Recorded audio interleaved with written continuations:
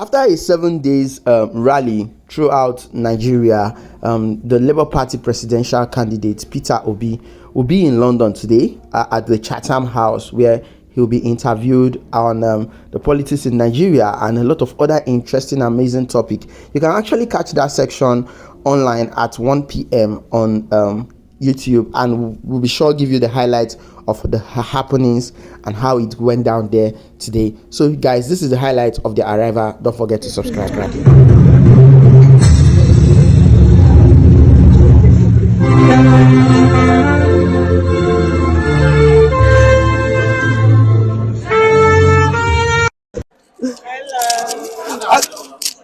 How was your? Let me just do this. Just small, I beg. Okay, just small, I beg. How was your trip?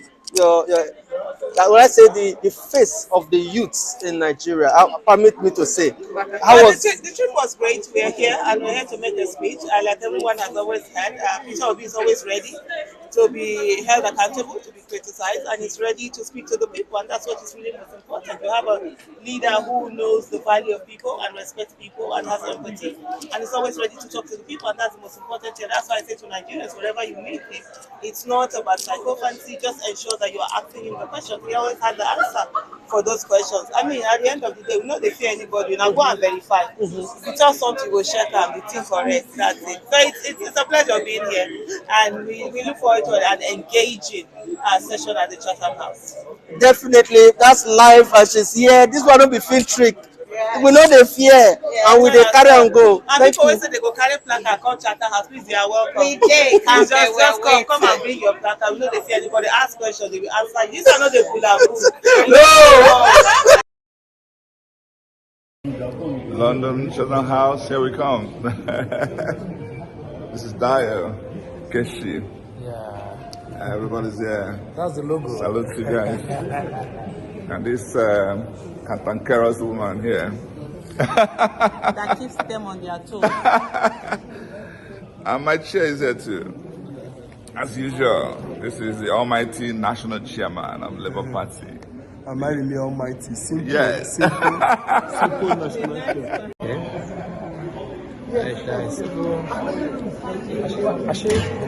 Okay, that's the chairman who will be the next president of Nigeria.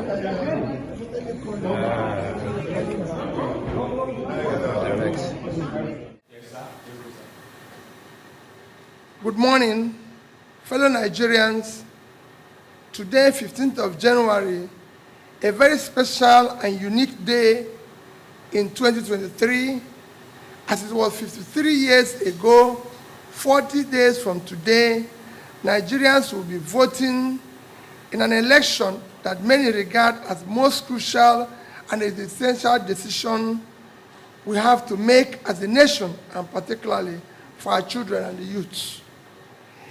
Given the sad state of our dear nation, alarming insecurity, unemployment, poverty, inflation, debt, hunger, disunity, hopelessness, and many other indices of a failing state. It is also 15th of January, 53 years ago, a very special red letter day for Nigeria, that the booming of guns and other paraphernalia of battle were formally silenced in a 30-month civil war in which millions of lives were regrettably lost and an unquantifiable number of properties destroyed.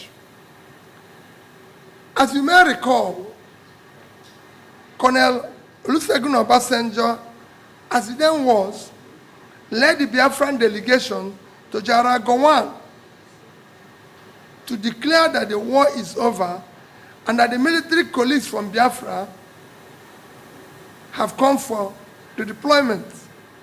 It is stated, to keep Nigeria one is a task that must be done, and no victor, no vanquished.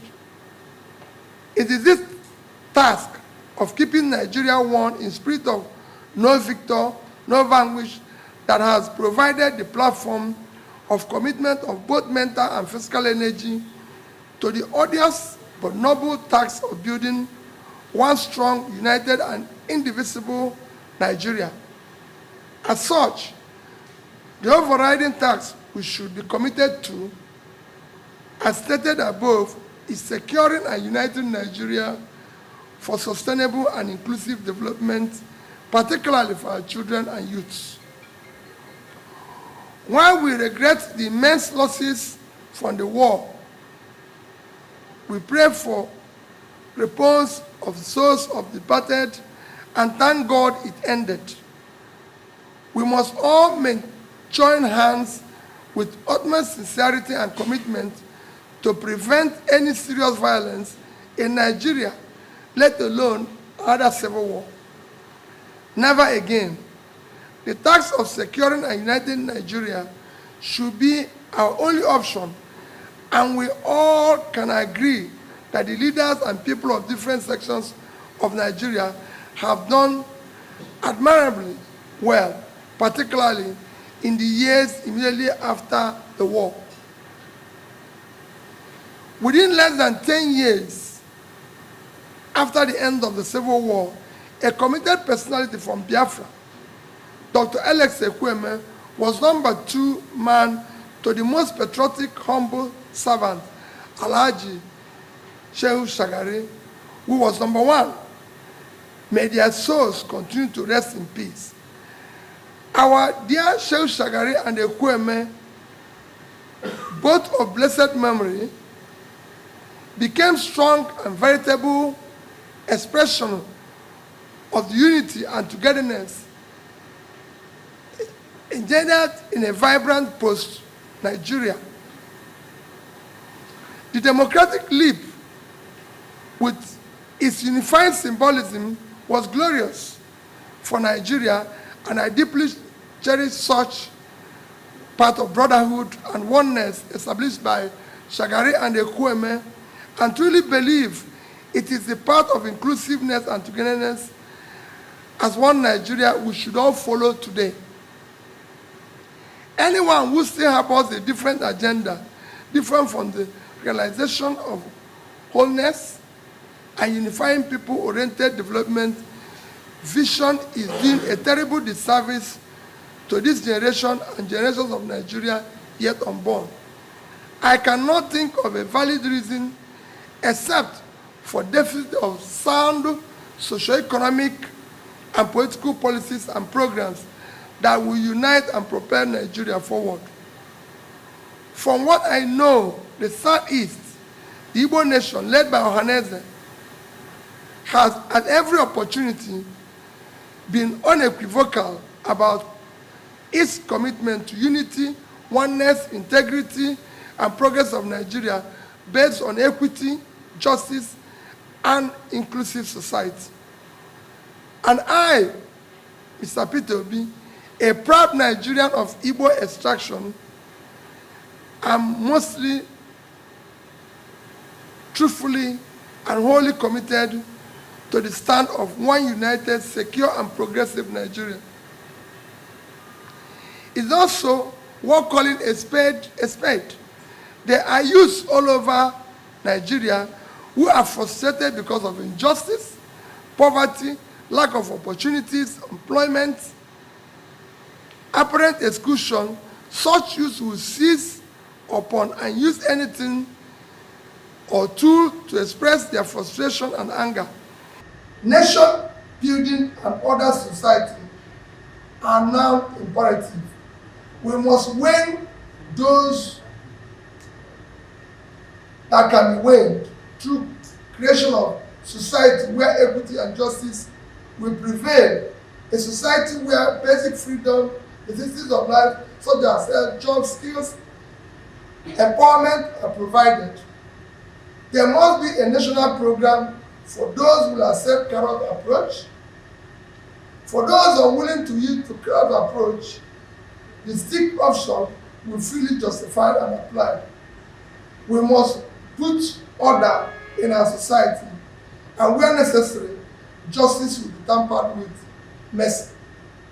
I believe that various agitation groups will stop the agitation when they see patriotic leadership imbued with fairness, equity, justice, and determination for a very inclusive and progressive society. Every rational human being can change when he sees good reason to do so. Such incentives requires right approach, effort, and time. It is unfair to use the misconduct or position of one or few persons in an ethnic group to stigmatize the entire group. It is wrong approach and should not be so.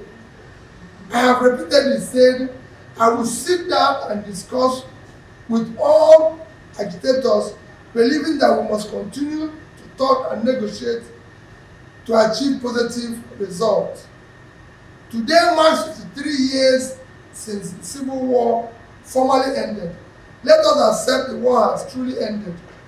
To try to continue to fight a civil war today, after 53 years, will be a great disservice to Nigeria and Nigerians, particularly for our heroes who diligently labored to secure and unite us.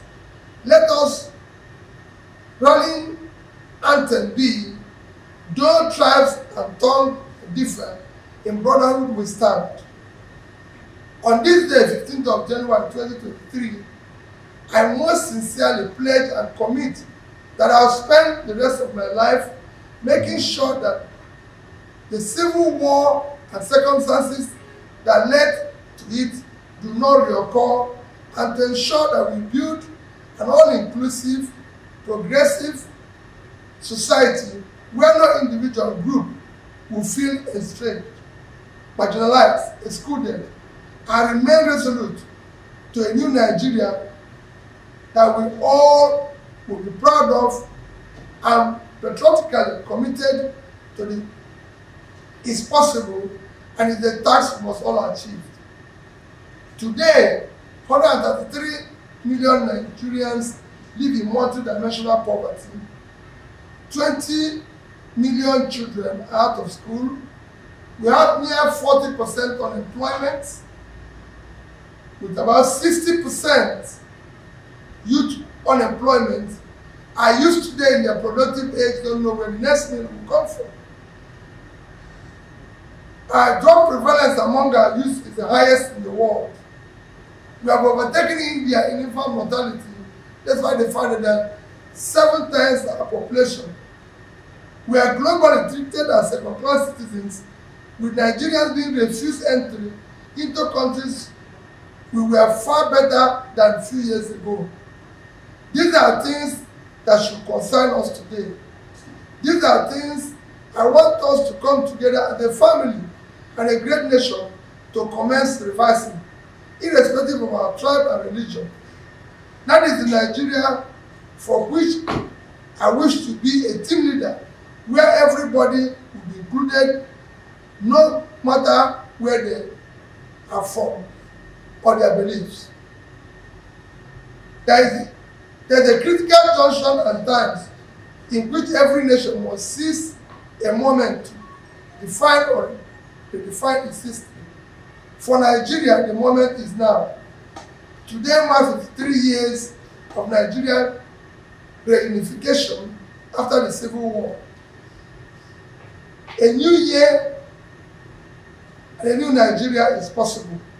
A nation bound in freedom, peace, unity, justice, and prosperity is realizable. Let us join hands in love and brotherhood to build a new Nigeria with God, our creation, and guiding our noble cause. God bless you all, and Federal Republic of Nigeria.